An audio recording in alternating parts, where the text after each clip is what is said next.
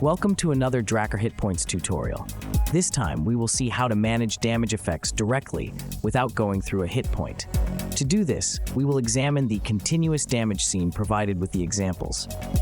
We have two elements, a character, represented by a capsule, and a damage source, such as a burning ground. The area consists of a collider set as a trigger, a particle effect simulating flames, and a damage trigger script. Here, we have a reference to the desired damage effect and the on-trigger enter and on-trigger exit events. Both use the extension method getIHitTarget, which extracts an iHitTarget, if present, from a collider. When entering the trigger, we add the effect to the damage effect master. When exiting, we remove it.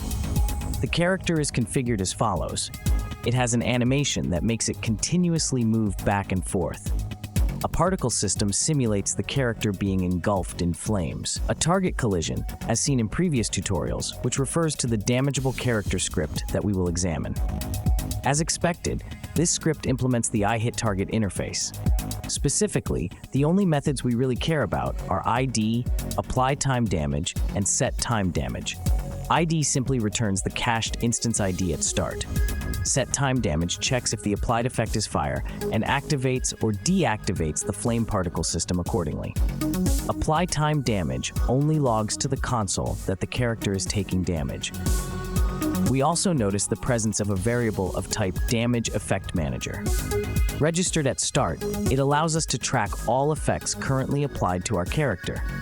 This allows us to remove the fire effect from our character by pressing the space key.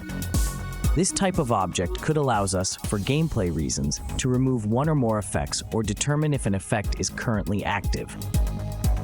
Now let's check that everything is working correctly.